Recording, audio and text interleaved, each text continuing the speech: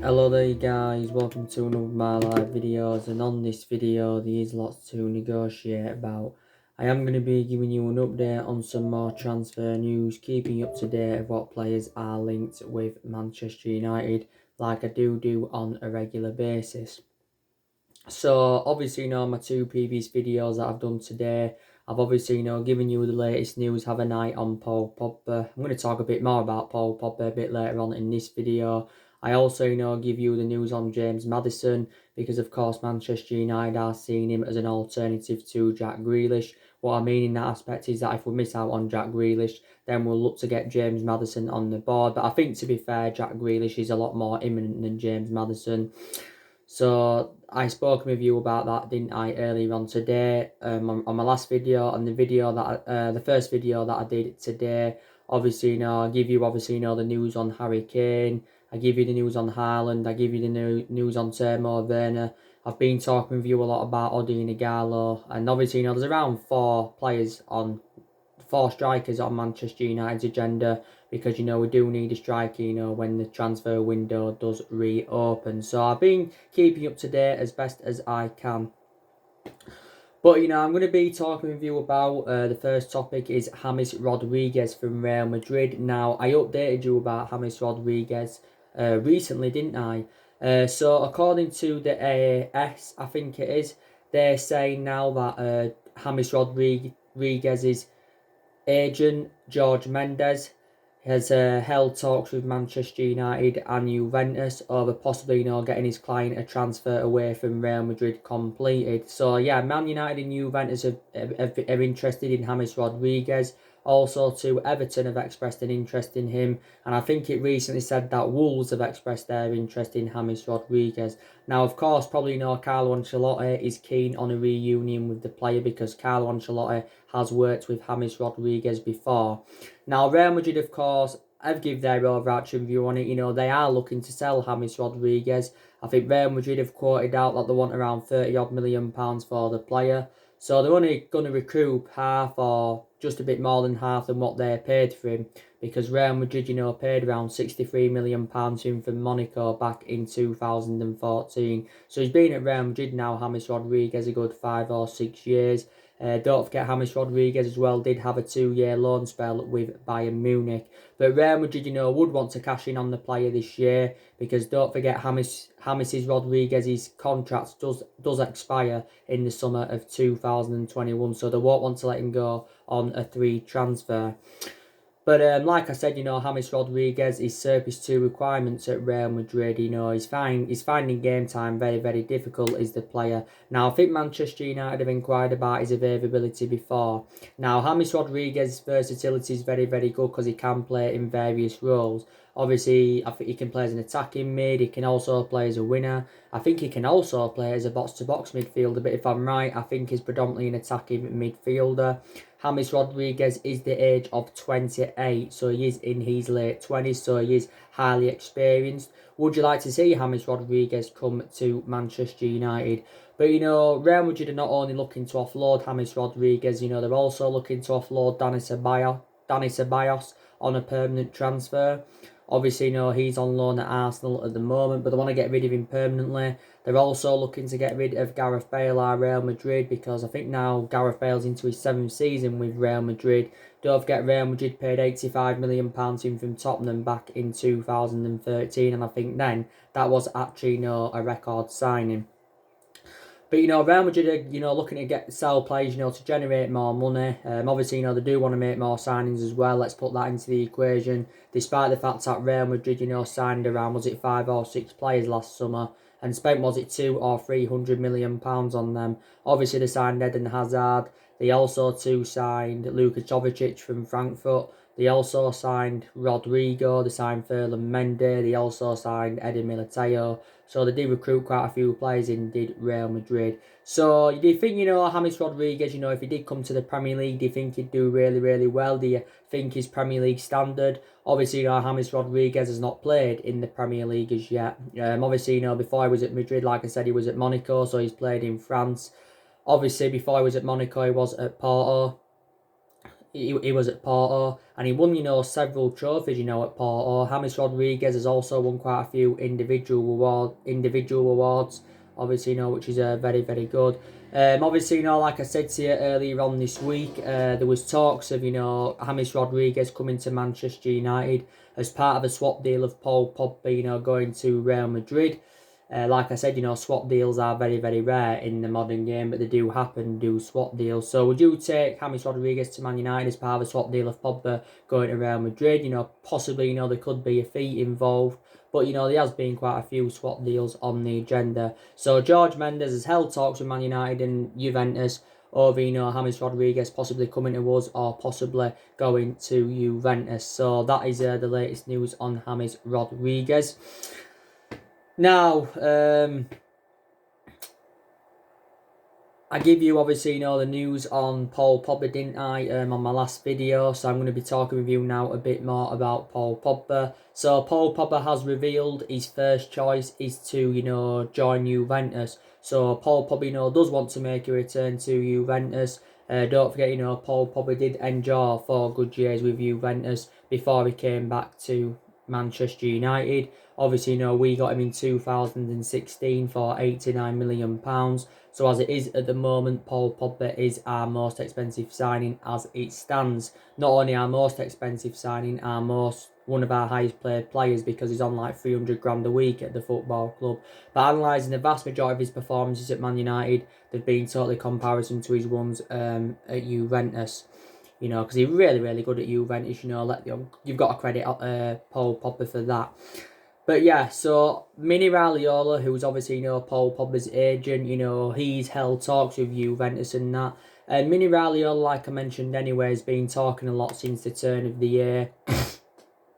Like he said recently, not too long ago, he said he wants to take a great footballer to Real Madrid. He also does believe that Pogba's having a complicated time at Manchester United and stuff like that. But Man United have been very, very critical, reflecting on some of the comments he had said, since the turn of the year.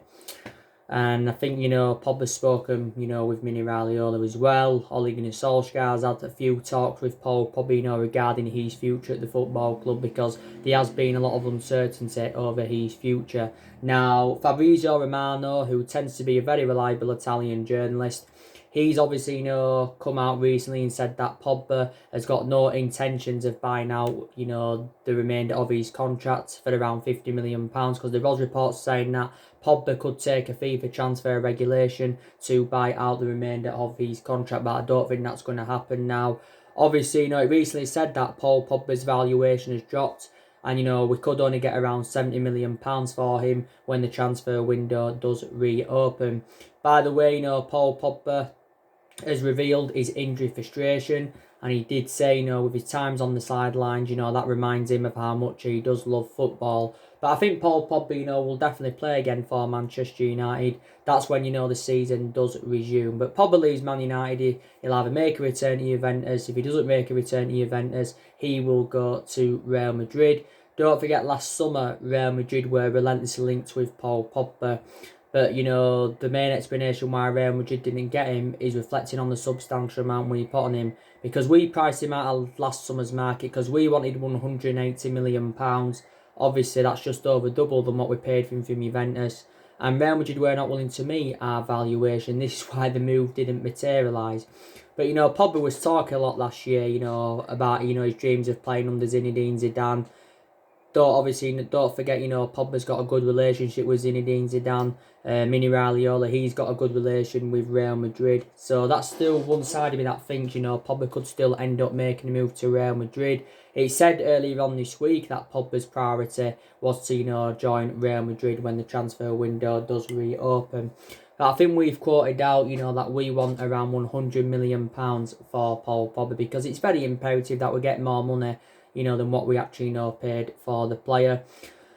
As it stands at the moment, Pogba's got 2 years left on his contract, 1 year with an option of a further year. Probably Man United, will trigger that 1 year extension on his contract.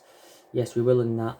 But obviously, around 3 or 4 weeks ago now. This was obviously, before all the football got suspended. There was actually no talks out of the mainstream media saying that Paul Pogba was interested in staying at Man United and he was interested in extending his contract at the club. And the main explanation for this is because he believes he can form a good partnership with Bruno Fernandes.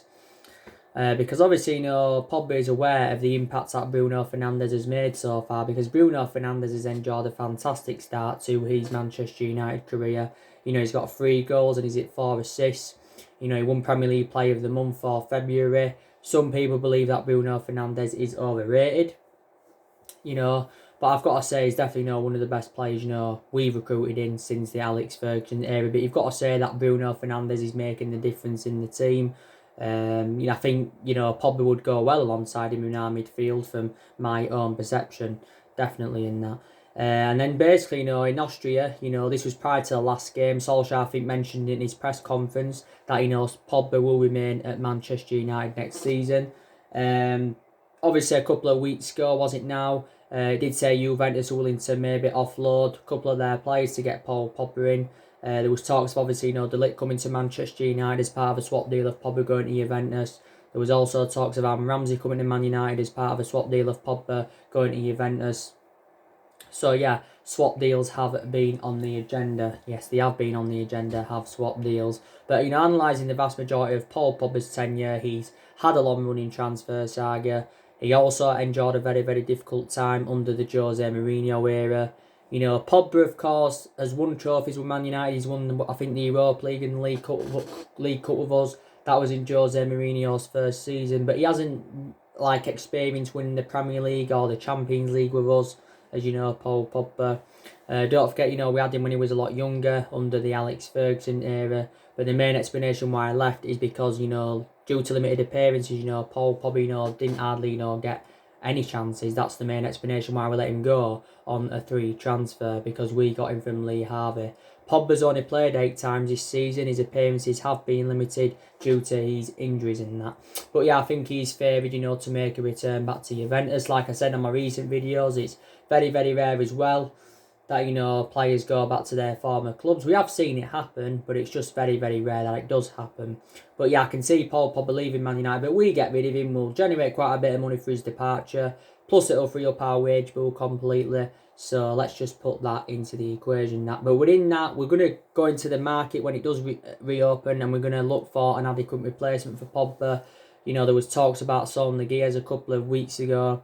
I'm very, very sceptical that Solsjaker will come to Manchester United because Man United are not willing to meet his valuation. Atletico Madrid have said they want 130 odd million. That's his actual release clause, and Man United are not willing to meet that valuation.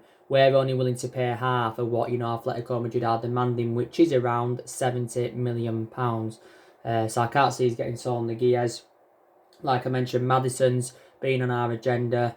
So there's a few players, that could replace Paul Pogba at the football club.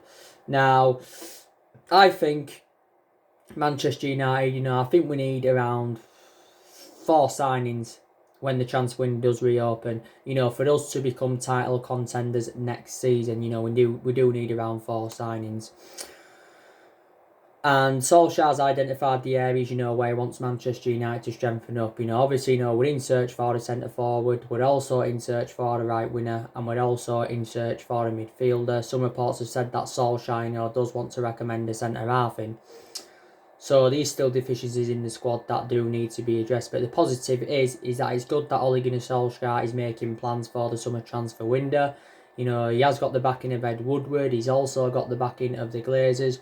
But I'll reiterate what I mentioned on my recent videos. I think Ole Gunnar Solskjaer does deserve at least a couple more windows, because he does deserve time, to rebuild a good squad.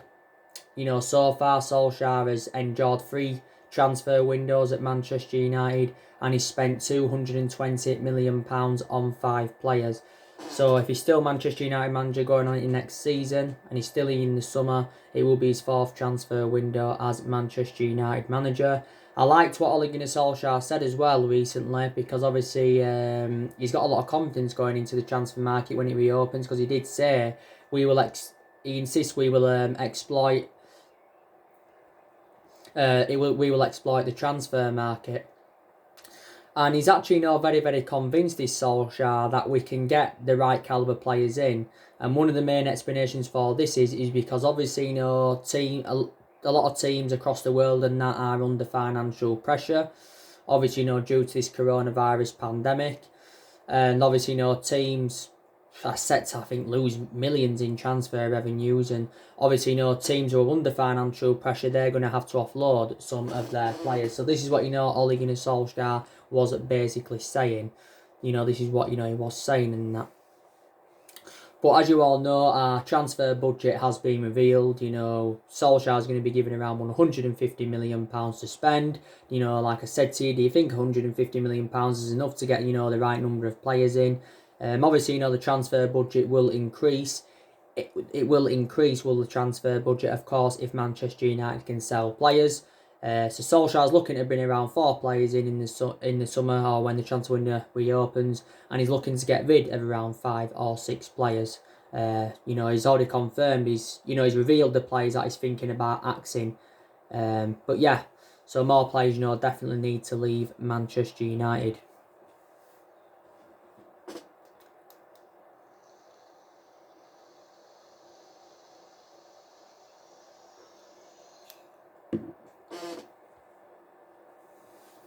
More players need to leave Manchester United, but there's a lot of positives, you can take from Ole Gunnar Solskjaer's tenure so far. Now, I'm reiterating what I've said on one of my videos, was it last week or something? But these positives you can take from his tenure, there's also negatives as well. Let's put that into the equation. I think the positives you can take is that, he's recruited 5 good players in, he has recruited 5 good players in. He's also got rid of a lot of the deadwood since he's come in. I think a total of 9 players have left Manchester United since he came in, Solskjaer. Obviously, the players that have left. Obviously, Fellaini was the first one to leave Manchester United under Solskjaer. Marion Fellaini endured 6 years at the football club. And we paid just over £27 million for him under the David Moyes era. But we got rid of Fellaini before Solskjaer got the job permanently. So he was the first player to go. We obviously, saw... I can't remember the exact, but who were the second player that left now? We know that Herrera left last summer, of course. He endured 5 years at Man United under Herrera. Obviously, we let him go on a free transfer to PSG. We saw Darmian leave the football club last summer. He went to Parma. Chris Smalling, he left last summer. He went out on loan to Roma, did Chris Smalling. But I think we're probably going to get rid of him on a permanent transfer. But Smalling did enjoy 9 years at Man United. We also got rid of Young this year after he enjoyed 8.5 years at the club. Ashley Young went to Inter Milan for just over £1 million, was it? So he left. Obviously, Rojo, he's out on loan at Estudiantes. I think we'll negotiate on getting rid of him on a permanent transfer. Dean Henderson's out on loan. Got rid of him, but Dean Henderson's expected to come back, isn't he, after his loan spell with Sheffield United? But if De Gea was to remain our number 1 keeper, then Dean Henderson could go. He could leave Man United because obviously he won't get hardly any opportunities. But there's been rumours early on this season saying Dean Henderson could become our number 1 goalkeeper. We also let Lukaku go last summer. We let him join Inter Milan. Maybe we did make a mistake getting rid of Lukaku. Obviously, Sanchez is on loan at Inter Milan. But like I mentioned to you, Sanchez is expected to, stay at Manchester United. Because we're not going to get rid of him on a permanent transfer, because we're going to find it very, very difficult, because no teams can afford his substantial wages, and Sanchez is refusing to take a pay cut. So I think Sanchez is going to come back and see out the remainder of his contract. Paul Merson's give his verdict on Sanchez, and he basically believes that he should return to Man United, and Man United should give him a second chance, see how he can do. And maybe I think Paul Merson does believe that Sanchez can, rediscover his form at Man United, of what he produced at Barcelona and Arsenal and that. But despite the fact that he's on loan at Inter Milan, don't forget, we're still paying the vast majority of his wages. But Sanchez did enjoy a difficult 18 months with Man United. So yeah, he's got rid of a lot of the deadwood, his Solskjaer, so that's something else I've got to credit him for. And if he gets rid of more players when the transfer window reopens, I'll credit him again. Because I think the players that are going, I think Jones is definitely on his way out of the football club because he isn't getting any opportunities now, Phil Jones. We've got a lot of centre-halves in the team anyway. You've got Maguire and Victor Lindelof that are our first choice centre-halves. You've got Bay and Tuanzebe that are our backups. Luke Shaw's played as centre half, and we've obviously gone with 3 at the back, but Luke Shaw's predominantly a left back. But Jones won't get in the team. But Jones has been here since the Alex Ferguson era. I think we got him from Blackburn, was it, for around £17 million. But Jones is now into his 9th season at the club. Also, too, Lingard and Pereira, they're definitely 2 players I can see leaving Manchester United. Lingard's found game time very, very difficult since the arrival of Bruno Fernandes. And also, too, Pereira's found game time very, very difficult, since Scott McTominay's come back from injury. The Athletic did report out earlier on this week. They said that Arsenal could look to try and sign Jesse Lingard. Also, too, Everton have expressed their interest in Jesse Lingard. I think we value Lingard at around £30 million. I think he's got exactly a year left on his Manchester United contract. But like I've said before, reflecting on Lingard's status and the number of years he's been here, he should be putting much more better performances out, than he has done. But yeah, we need to get rid of Jesse Lingard, don't we? Obviously, Pereira, he only became a first-team regular last season anyway, did Andres Pereira. We can cash in for both players because Pereira's got a contract with the football club until 2023. So yeah, there are another 2 players I think, we need to get rid of. But yeah, we'll get rid of around 5 or 6 players in the summer. Like I said, we'll try and get rid of Sanchez permanently. We'll probably get rid of Rojo permanently. So I can see around 5 or 6 players leaving the football club. So that's a positive. Also, another positive is that Solskjaer's approach to the big games this season has been very, very good. What I mean by that is, he showed a lot of tactical flexibility in the big games.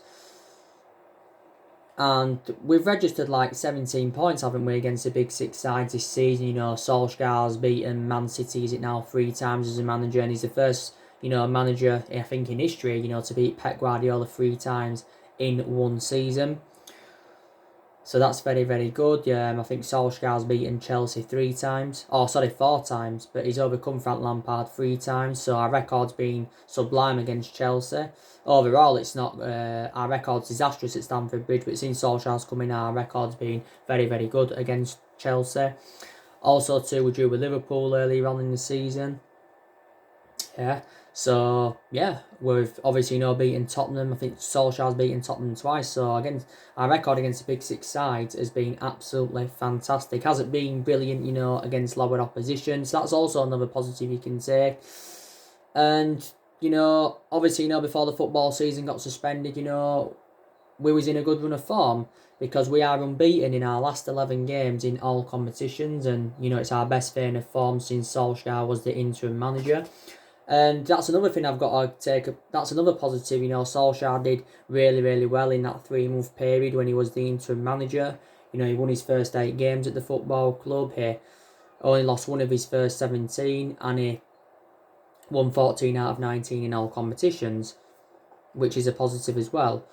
So reflecting on that, that's what got Ole Gunnar Solskjaer the job permanently. Obviously, I think we did make a mistake by obviously, giving Ole Gunnar Solskjaer the job permanently. So let's just put that into the equation.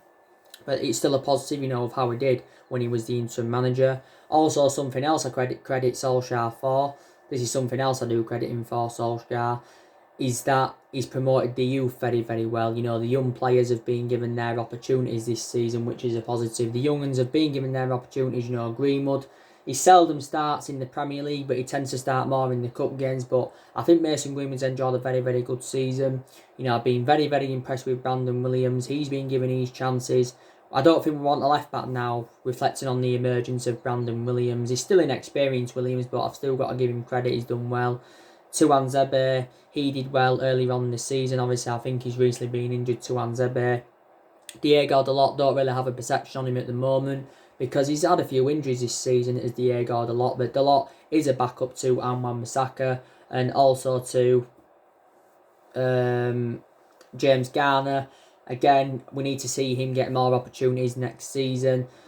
Fosu Mensah, don't forget, recently we triggered a 1-year extension on his contract, so that's a positive you can say. So we know Fosu Mensah is going to remain at the football club for at least another year, but he's still going to find game time very, very difficult because Fosu Mensah can play as a centre-half, a full-back and a defensive midfielder, so his versatility is very, very good.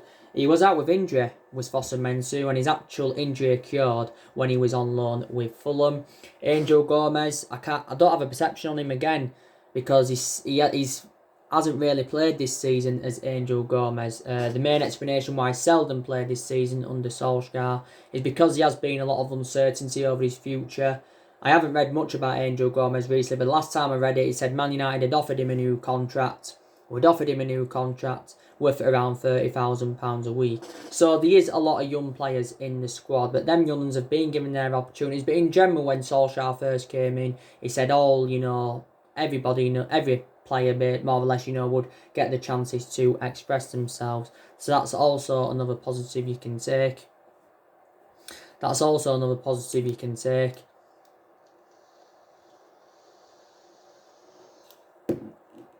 And another positive is that this is another positive. Solskjaer has progressed us to the quarterfinals of the FA Cup.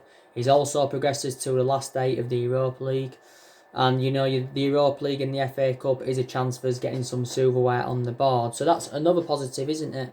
That is another positive. Now, the negatives, that since Solskjaer got the job permanently, his record has been disastrous. I think his record is as bad or is worse than David Moyes'. Because towards the back end of last season, we'd lost, 5 of our last 9 league games. Obviously, another negative is, that this season we've enjoyed our worst start ever to a Premier League season. We haven't been great against lowered opposition. We've had some negative results under Solskjaer. I think, the worst defeat, we've enjoyed under the Solskjaer era was the Everton game when we lost 4-0 last April, was it?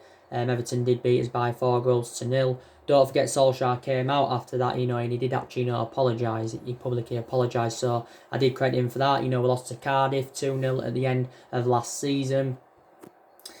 And obviously, we've lost, and there's teams, throughout the course of this season that we shouldn't have lost to. I think we lost to West Ham, didn't we, this season 2-0 earlier on in the season.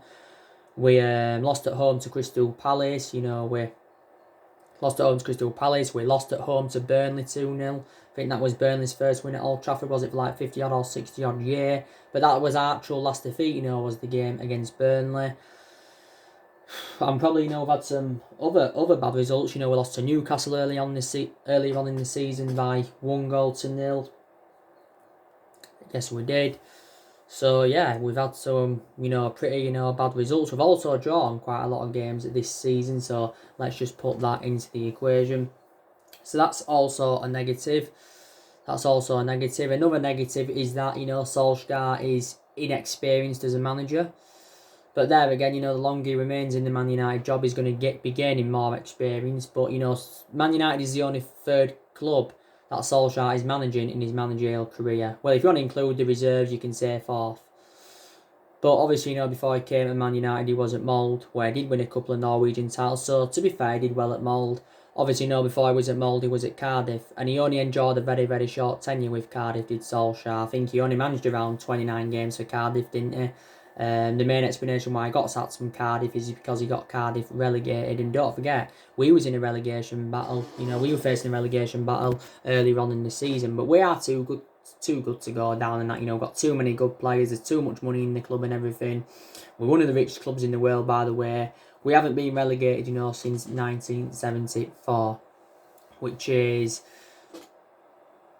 that 40 odd off? Is that 40 odd years ago now? Yeah, it is about 45, 46 years ago, the last time the football club were relegated.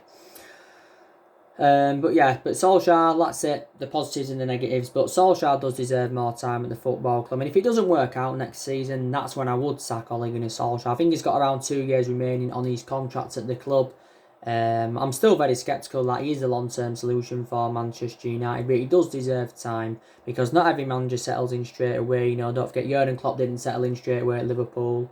Took him time to get into a level that he's at. You had Ferguson when he first came in. He didn't win out in his first 4 years at Manchester United, but look what he went and accomplished after not winning out in his first 4 years. So managers, do deserve time. They do deserve time. I think, reflecting on how bad we was earlier on in the season, if Solskjaer hadn't been a club legend, let's disregard that. Maybe he would have been sacked by now, let's be honest. But Solskjaer's our 4th permanent manager since the Ferguson era. Obviously, we've already sacked 3 managers since the Ferguson era, and we've had, different managers with different philosophies. Obviously, we had Moyes, didn't work out. We had Van Gaal, didn't work out. And we had Jose Mourinho, didn't work out. But Solskjaer's still in the process of rebuilding, like I've said, because the vast majority of this team is not Ole Gunnar Solskjaer's. The vast majority of this team is Jose Mourinho's, because Jose Mourinho recruited 11 players into the club. Solskjaer's inheriting the vast majority of them. He's still inheriting a couple of players here from the Van Gaal era. There's still matter here from the David Moyes era. I think there's only De Gea and Jones here now from the Alex Ferguson era. But look at the money that's been spent at the club. I think we spent nearly £1 billion on recruiting new players in the last 6 or 7 years, and we've recruited over 30 odd players in and that. We've also had injuries this season, so reflects on that. We've had to make rotation. Rashford's still out of his back injury, but when the season does eventually resume, Marcus Rashford, should be back. So too should Paul Pogba. The lot's been injured this season. Martial sustained quite a few injuries this season. I think Fosu-Mensah's been injured. Shaw obviously, was injured for around, 2 or 3 months. Yeah, so we've had quite a lot of injuries this season. But like I said, I don't think Solskjaer will invoke Ferguson's legacy. I don't think we'll ever be the team that was under Ferguson. But I do believe we can win the title again. I think we can challenge next season. Maybe within the next 2 to 3 years, we can win the title. But we haven't won the Premier League for 7 years. But like I said, Man United are one of the biggest clubs in the world. One of the biggest clubs in the world, most successful team in England. But I think the signings that Man United will make, I think we'll sign Sancho. Like I said, I've been keeping up to date of what's been going on with Jadon Sancho. I think we'll definitely sign him. There's a chance also we can get Jack Grealish. Modena Gallo, I don't know about him. If we're going to get him permanently, because don't forget recently it did say that Odina Gallo has revealed he has not yet received an offer from Man United to extend his stay at the club. Will probably extend his loan due to the coronavirus pandemic. But I think it'll cost us around £15 million to get Odina Gallo permanently. But reiterate what I said, there's been a few strikers on our agenda. So let's just put that into the equation. So anyway, guys, that's everything to update you today. Drop your comments, likes below on the channel. If you do, consider subscribe as always. And take care, God bless, and I'll see you all again very, very soon. Thanks for watching.